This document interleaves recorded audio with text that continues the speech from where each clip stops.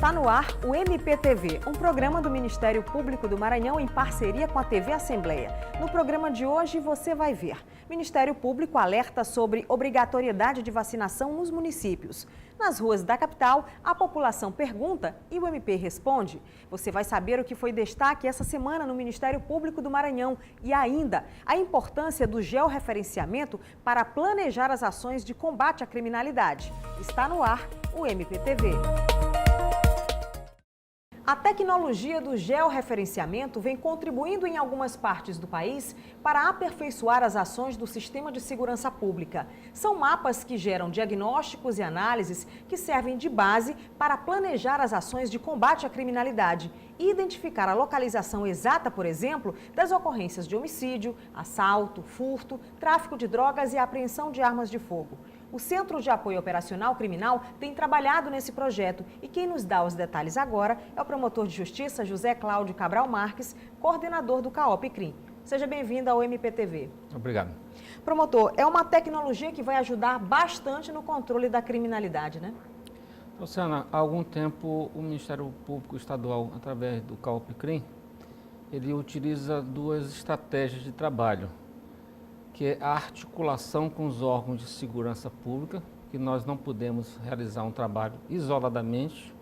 Se assim fizéssemos, nós não conseguiríamos um resultado positivo, exitoso. E, de algum tempo também para cá, nós começamos a utilizar bastante tecnologia para controle, prevenção e diminuição da criminalidade.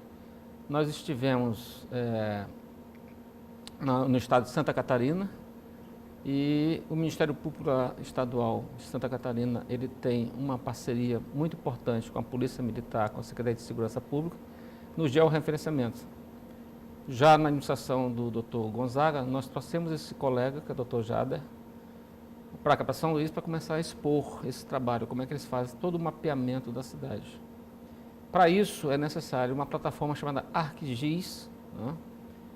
E também foi necessário um convênio com o IMESC, que é o nosso Instituto Maranhense de Estudos Socioeconômicos e Cartográficos, onde nós temos especialistas no assunto.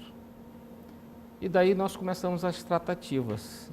Fechamos um termo de cooperação há 2 anos atrás e começamos a trabalhar na questão do mapeamento na criminalidade primeiro, como um projeto piloto da ilha de São Luís. Sim. Porque a gente não tinha os dados de todo o estado do Maranhão.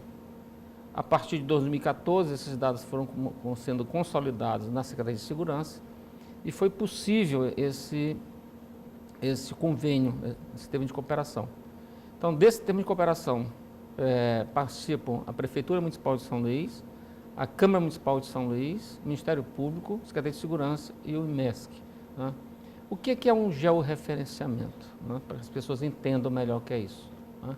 Eu posso georreferenciar um rebanho bovino, eu posso georreferenciar doença, eu posso georreferenciar queimadas. Então, eu tenho a plataforma e aquilo que me interessa, eu vou poder mapear, né? Então, nós iniciamos o mapeamento da grande ilha de São Luís, são 4 municípios, né? Sim. Primeiro com a metodologia CVLI, crimes violentos, letais, intencionais, ou seja, homicídio, lesão corporal seguida de morte, latrocínio ou qualquer outro evento criminoso que tenha o resultado morte, né? Depois nós percebemos que somente o CVLI, ele não dava a noção completa dessa sensação de segurança ou insegurança. Sim. Porque, por exemplo, se eu começo a dizer que há uma redução de homicídios na grande ilha de São Luís, você pode dizer para mim assim, mas essa não é a sensação que eu tenho. Mas por quê? Porque um amigo foi assaltado, porque eu fui assaltado. Eu tive notícia na imprensa, né, de um assalto, de um estupro. Então a gente avançou mais um pouco. Nós começamos a usar uma segunda metodologia aliada àquela primeira. Então nós começamos a utilizar CVNLI, ou seja, crimes violentos não letais intencionais. Aí eu pego toda a criminalidade violenta, Sim. que são o estupro, a lesão corporal e o roubo, né? Então você tem aí um conjunto de crimes que te dá exatamente essa sensação, né, de segurança ou de insegurança. Né? Então, nós avançamos, nós estamos num processo bem adiantado, né? Nós temos todo o mapeamento da Ilha de São Luís. Tem uma coisa muito interessante que o IMESC começou a fazer, que se chama predição, né? Que vem da palavra, quer dizer, predizer, quer dizer, é uma expectativa, é uma previsão. Então, hoje o IMESC ele já pode dizer onde provavelmente tais crimes vão acontecer. Primeiro eu mapeei, depois agora eu posso criar estratégia de trabalho. Então, para que serve o georreferenciamento de crimes? Ele serve, né, no primeiro momento, para os órgãos de segurança. Né? Você pode aliar, por exemplo, a plataforma do CIOPS com a plataforma do georreferenciamento.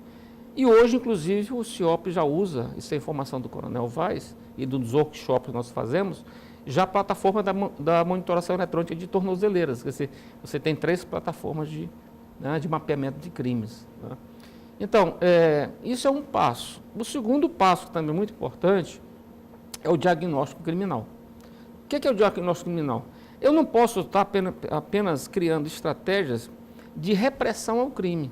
Eu tenho que saber as causas.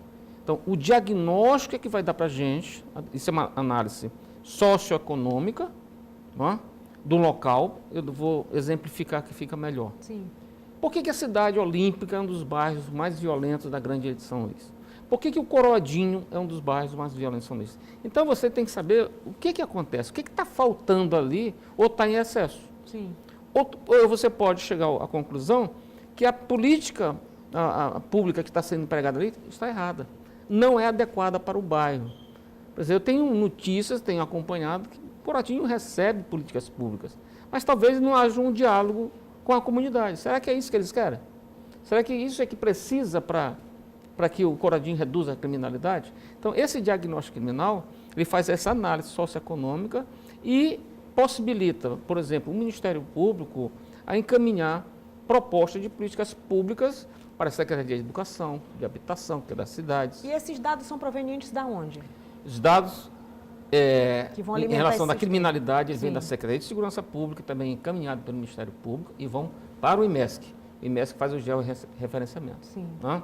As análises também são feitas dentro do IMESC. O que nós estamos tentando avançar, talvez eu possa falar agora, né? Por exemplo, nós estamos procurando já parcerias com outras instituições que estão lá na frente. Né? Eu estive ainda no mês passado, no mês de julho, em São Paulo. Eu estive lá na USP, a Universidade de São Paulo, e estive numa reunião no Núcleo de Estudo da Violência, com as pessoas que produzem uma série de mapas da violência, está até agora no G1. Né? Então, exatamente você pegar um upgrade, né? Você dá um salto, você não pode... já andou bem com as nossas próprias pernas. Está na hora de fazer uma articulação também, que a gente possa, né, ter assim, um impulso maior, uma noção maior do que eles já estão lá na frente. Porque assim, quando eu trabalho com CVNLI e CVLI, eu estou pegando um grosso da coisa. Eu acho que está na hora da gente começar a fazer uns recortes. Né? O primeiro recorte que foi feito agora, já dentro do IMESC, é Mulheres pela Paz, né? Que é só sobre a violência contra a mulher na grande Ilha de São Luís. Né? Isso já está disponível. Se você acessar na internet, Mulheres pela Paz, está lá. É o projeto Francisca das Chagas, é uma homenagem a uma ativista lá de Miranda do Norte, uma negra, né, feminista. Então foi batizado com esse nome. Então a gente pode fazer recortes sobre a criminalidade dos jovens, dos negros, e aí você vai tentando montar um cenário e interpretar melhor a realidade. Acho que a gente não pode... tem uma frase do Einstein que eu sempre repito, né? É assim, não faça o mesmo se você quer resultados diferentes. Nós estamos tentando fazer diferente. Né? Não só propor mais policiais militares, mais policiais civis, né, delegados, mais promotores. Não, a gente tem que interpretar as causas da criminalidade. O senhor falou que esse georreferenciamento está praticamente pronto. Existe uma previsão de que seja lançado ainda esse ano? Pois é, ele está pronto. Ele ficou praticamente concluído agora no mês de julho. Só que como é uma parceria, né, entre o governo do Estado, o Ministério Público, Câmara Municipal e Prefeitura de São Luís, e obviamente capitaneando aí o IMESC, nós estamos no período eleitoral, né? Então nós fizemos uma consulta, né, ao Ministério Público Eleitoral, saber se tinha algum problema, porque já que nós temos um convênio que é anterior ao período eleitoral, tem mais de 2 anos, é apenas seria uma divulgação, mas se achou prudente passar o período eleitoral e a gente poder lançar em conjunto, né, com a participação do chefe do Executivo Estadual na solenidade. O senhor acredita que essa questão da estrutura do CAOP, que avançou muito nos últimos anos, facilitou esse trabalho também? Sem dúvida, houve um salto qualitativo muito grande em todos os CAOPs, né? Isso é mérito do Dr. Gonzaga, né, que ele pegou e priorizou as estruturas dos CAOPs, tanto na parte de estrutura física, sim, mas na parte de pessoal. Hoje eu tenho um engenheiro de computação, eu tenho um técnico de informática, eu tenho uma servidora e, por último, foi encaminhado uma estagiária em pós-graduação. Então, eu acho que está na hora, e eu venho tentando corresponder a essa confiança, Dr. Gonzaga, né? E por isso que a gente viaja, a gente está em contato, a gente fica vendo o que a gente está fora do Estado, que possa ser adequado à nossa realidade. A gente não pode sonhar muito alto, né? Uma realidade de São Paulo um pouco diferente daqui. Mas fazer as adaptações necessárias. Fazer as adaptações. Então, tem muito mérito do Dr. Gonzaga nessa parte, né? Hoje o CAOP tem, lá no centro da cidade, na antiga Procuradoria, uma estrutura, eu posso dizer assim, eu vi até agora, eu tive a oportunidade. Impressionante, Dalciana, que a mesma estrutura que o Núcleo de Estudo da Violência tinha lá em São Paulo, meu gabinete é igualzinho. Então, hoje nós temos não só o link direto com o georreferenciamento, sim, eu tenho videoconferência dentro do gabinete lá do CAOP. Então, acho que sim, agora está na minha vez, não mais cobrar o procurador, mas assim, começar a corresponder à confiança que foi depositada. Promotor, em maio desse ano surgiu uma proposta no Conselho Nacional do Ministério Público da criação de promotorias especializadas em segurança pública. Qual seria a importância de criar uma promotoria em segurança pública, especializada em segurança pública? Na verdade, esse projeto foi entregue por essa pessoa aqui, esse promotor de justiça. Foi uma proposta que, eu sou membro da ENASP, Estratégia Nacional de Segurança Pública. Eu acionei o conselheiro Luciano, exatamente porque alguns estados estavam com dificuldade de implementar esses projetos. A maior parte dos estados estão já com as promotorias de segurança pública. Nós estamos com dificuldade em Pernambuco e aqui a coisa estava se arrastando. Então eu achei melhor também que o Conselho Nacional desse o aval nas promotorias de segurança pública. O que são as promotorias de segurança pública? De que forma elas atuariam? Exatamente. Eu acho que está na hora, Dalciana, seguinte, esses anos todos, nós temos, o Ministério Público mudou muito desde 1988, né? Ele tem um novo perfil. Mas assim, eu não sei se eu sou muito da área criminal, o Ministério Público ele deu algumas prioridades que também são interessantes, né? Para o idoso, para a criança, para a infância e juventude, né? Para o meio ambiente, uma série de áreas especializadas. Sim. E ele esqueceu, na verdade, do carro-chefe dele. O carro-chefe do Ministério Público é o combate à criminalidade. Então, nós precisamos entender que promotor de justiça, não é, ele tem que participar ativamente, né, na forma proativa no combate, na repressão e também na prevenção da criminalidade. Ele não pode ficar somente estando no gabinete recebendo inquéritos. Ele tem que participar da discussão das políticas públicas de segurança pública. É isso que nós queremos. Mas, para isso, não pode se resumir somente a criação, a mudança da nomenclatura. Sim. Né? Você tem que especializar os promotores em segurança pública. Dentro desse projeto das promotorias de segurança pública, há um capítulo só destinado à especialização, uma pós-graduação em segurança pública. Ou seja, todo aquele trabalho que se faz quando se participa, por exemplo, das academias de polícia, tanto civil ou militar, nós temos que participar. Promotor, sempre desculpa a sinceridade, promotor entende muito direito penal, processo penal e execução penal. Segurança pública, a gente é um pouco curioso, né? É quem gosta de estudar, sim, quem fez um mestrado, quem fez um doutorado, mas a gente precisa disseminar isso na classe, né? Para que a gente não fique só dentro do gabinete, né? Sendo um receptáculo de inquéritos. saber o que está acontecendo, o que pode ser feito, né? Então, a gente vem traçando várias estratégias, né, de trabalho. Outra questão importante é um trabalho em rede que está sendo realizado. Nós temos hoje uma aproximação muito grande com, por exemplo, o Poder Judiciário através do grupo de monitoramento do sistema carcerário. Nós temos uma aproximação com a Defensoria, nós temos uma aproximação com a Polícia Militar, com a Polícia Civil.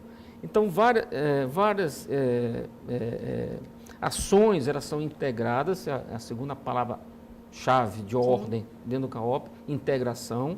Você não pode ser uma ilha, né? Não pode ser arquipélagos, né? Uma ilha dentro de um arquipélago que não se comunica, que não se fala, que não discute, né? Então, a Promotoria de Segurança Pública é isso, ela quer se inserir nessa discussão das políticas de segurança pública. Promotor de Justiça José Cláudio Cabral Marques, coordenador do Centro de Apoio Operacional Criminal, muito obrigada pelos esclarecimentos aqui no MPTV. Eu que agradeço a oportunidade de divulgar nosso trabalho e agradecer publicamente o apoio que vem recebendo do Procurador-Geral de Justiça. Ok. Qual a diferença entre aterro sanitário e lixão? O lixão é uma ilegalidade, é um crime previsto no artigo 54 da Lei de Crimes Ambientais, ou também no artigo 56, conforme as circunstâncias. Lixão é uma ilegalidade, ou seja, é um despejo de resíduos sem nenhum tratamento. Aterro sanitário é um equipamento público de engenharia que tem um manta de impermeabilização e outros equipamentos na sua construção que impedem a poluição ou pelo menos a reduzem significativamente. Saiba o que foi destaque na última semana no Ministério Público do Maranhão. Foi realizado na Procuradoria-Geral de Justiça esta semana o evento público regional da Estratégia Nacional de Combate à Corrupção e à Lavagem de Dinheiro, ENCLA. A ação teve o objetivo de discutir propostas para a elaboração do Plano Nacional de Combate à Corrupção. Dados do Tribunal de Contas da União apontam que o Maranhão é um dos estados mais corruptos do Brasil. 10% dos acórdãos do TCU se direcionam contra gestores ímprobos maranhenses. Os participantes apresentaram 38 sugestões concretas de enfrentamento à corrupção nos eixos prevenção, detecção e punição. O encontro foi realizado na sede da Procuradoria-Geral de Justiça do Maranhão e reuniu autoridades, agentes públicos e a sociedade civil para discutir e elaborar estratégias de combate à corrupção. O evento foi organizado pela Estratégia Nacional de Combate à Corrupção e à Lavagem de Dinheiro. A ideia é construir um plano nacional de combate à corrupção. Cada região, cada localidade tem uma determinada particularidade e são riscos diferentes que demandam medidas de combate à corrupção também diferentes. E a sociedade é quem está mais presente, quem mais sofre com os atos de corrupção e lavagem de capitais, porque são aquelas políticas públicas que não são executadas. Então, por conta disso, nós buscamos com essa iniciativa ouvir as demandas locais, né, de todas as regiões do nosso país, para que possamos, de uma forma homogênea, tratar de questões de acordo com a necessidade que ela demanda, né, para que haja uma maior eficácia no combate à corrupção, que as medidas sejam verdadeiramente completas. A construção do plano terá como referência o diagnóstico dos trabalhos já realizados. Entre as propostas de combate à corrupção já elencadas pela sociedade civil estão capacitação de gestores públicos, limitação de cargos comissionados, critérios de provimento de cargos públicos, existência de canal de comunicação e capacitação da sociedade para atuar no controle. São Luís é a 4ª cidade a receber a audiência. Anteriormente, o evento passou por Curitiba, Belém e Brasília. Antes da plenária final para a aprovação do plano prevista para o final do ano, a ação ainda será realizada em Belo Horizonte. O Ministério Público do Maranhão realizou um treinamento sobre monitoração eletrônica, direcionado para promotores de justiça criminais da capital e assessores das promotorias de justiça. No treinamento foram apresentados dados estatísticos sobre o serviço de monitoração eletrônica no estado e sobre a tecnologia das tornozeleiras eletrônicas, que utilizam um aplicativo para celular do Sistema de Inteligência, Informação e Segurança Prisional, que consegue informar a localização, se a pessoa é foragida e se está em violação. O Maranhão tem atualmente 1.163 presos monitorados por tornozeleira eletrônica. Estas e outras notícias você confere no nosso site www.mpma.mp.br. Vamos para um breve intervalo. No próximo bloco, o Ministério Público alerta sobre obrigatoriedade de vacinação nos municípios. É um instante só. Em virtude da campanha nacional de vacinação contra a poliomielite e o sarampo, que começa hoje e vai até o dia 31 de agosto, e a necessidade de manter elevada a cobertura vacinal nos municípios maranhenses, o Ministério Público do Maranhão emitiu 2 modelos de recomendação repassados aos promotores de justiça que podem ser adotados nas comarcas do Maranhão. O objetivo é realizar um esforço institucional conjunto, promovendo a proteção integral ao público infanto-juvenil. Sobre o assunto, eu converso agora com o promotor de justiça Marco Antônio Santos Amorim, diretor da Secretaria para Assuntos Institucionais do Ministério Público do Maranhão. Seja bem-vindo ao MPTV. Obrigado, Alciana. Cumprimentar todos os telespectadores da TV Assembleia. Promotor, por que essa preocupação com a cobertura vacinal nos municípios maranhenses? Bom, doenças que até bem pouco tempo atrás eram consideradas erradicadas pelo Ministério da Saúde, pela Organização Mundial de Saúde, voltaram a assombrar os brasileiros, né? Exemplo do sarampo e da polio, né? Com centenas de casos, só de sarampo ultrapassamos 1.000 casos, 1.000 ocorrências, algumas mortes, principalmente no norte do país. E a poliomielite, a mesma coisa, então doenças que estavam erradicadas, agora voltam para assombrar os brasileiros e o Ministério Público, como o grande fiscal dessa ordem jurídica e do cumprimento das leis no país, resolveu deflagrar essa campanha, que é uma campanha mais de conscientização para a necessidade dos pais levarem seus filhos para vacinar. E o que diz a lei sobre essa proteção às crianças e adolescentes nessa seara da imunização? O Estatuto da Criança e do Adolescente, ele diz que é dever da família, é dever da comunidade, é dever da sociedade e do poder público garantir com prioridade absoluta os direitos inerentes à vida, à saúde, à educação, etc., das nossas crianças e dos nossos adolescentes. O mesmo Estatuto da Criança e do Adolescente prevê a obrigatoriedade de vacinação das crianças sempre que for recomendado pelas autoridades sanitárias. Então é com esse respaldo legal, que prevê inclusive punições para os pais que deixarem, que forem omissos, né, nesse dever. Que negligenciarem essa vacinação? De negligenciarem, inclusive há previsão de punição que varia de 3 a 20 salários mínimos. Mas a intenção do Ministério Público, o foco do Ministério Público não é a punição. A gente trabalha efetivamente com a conscientização, a necessidade de que os pais tenham esse maior zelo, né, pelos seus filhos.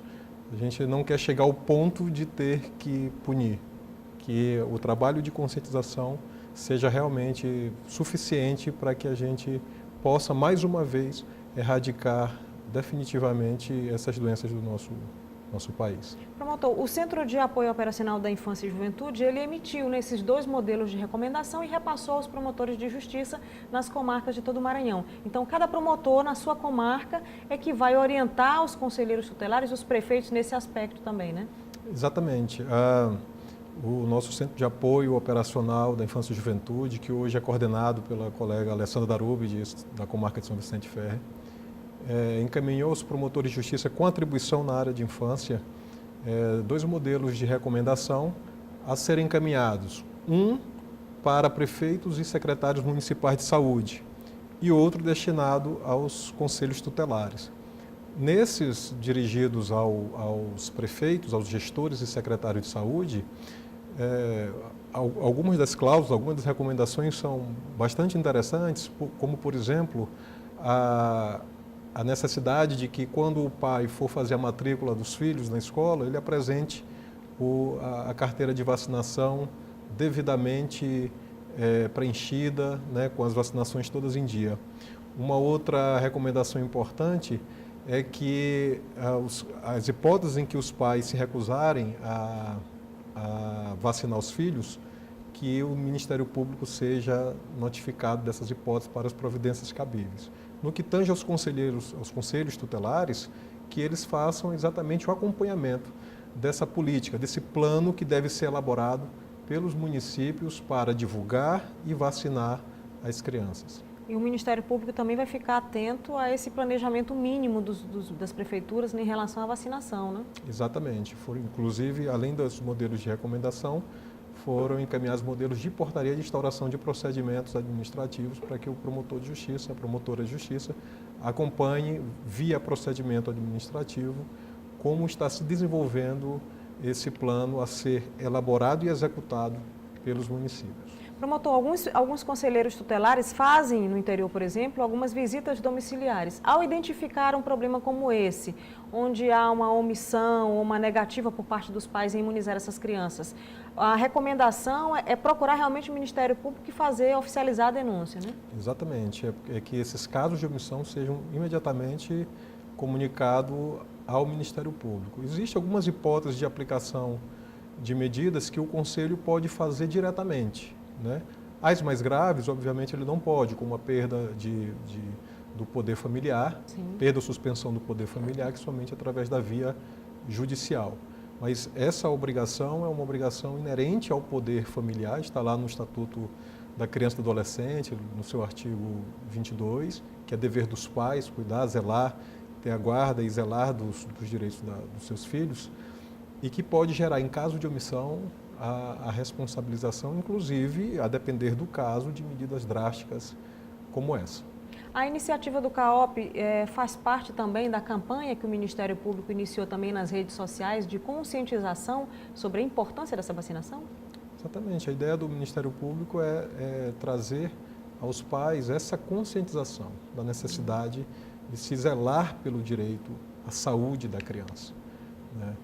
E esse é um direito que é da criança, é um dever que é dos pais e dos poderes públicos, mas é também um direito difuso, porque todos nós que vivemos em sociedade, em comunidade, temos o direito de não estarmos expostos a doenças que até bem pouco tempo atrás eram consideradas erradicadas do nosso país por conta da negligência de quem quer que seja. Então é um direito difuso também da sociedade não ser prejudicado, contaminado com doenças que até pouco tempo atrás estavam erradicadas. Então são 3 peças, né, que foram distribuídas nas redes sociais, com uma linguagem bem adaptada à realidade local, focado na criança, no pai, com muitas cores também, né?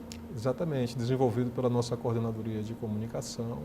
A campanha tem esse lado mais lúdico, né, uma linguagem mais acessível, porque a ideia é sensibilizar, né, que o nosso estado do Maranhão possa efetivamente erradicar definitivamente essas doenças que estão aí assombrando todos nós. O senhor também foi promotor na comarca de Santa Inês e desenvolveu alguns projetos nessa área de criança e adolescentes. Me fale um pouquinho a respeito desse trabalho.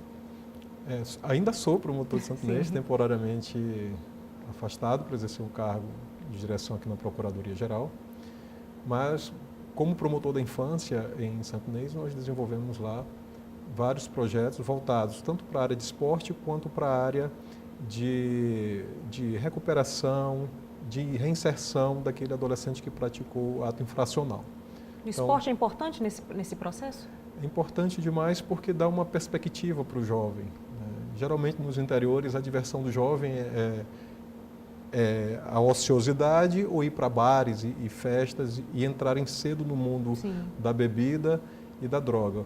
Um exemplo que, inclusive, nosso projeto foi premiado pelo Conselho Nacional do Ministério Público, no Prêmio CNMP, que tratava exatamente do adolescente que tinha praticado ato infracional. Então, assim que nós detectávamos um adolescente apreendido, ele era inserido num projeto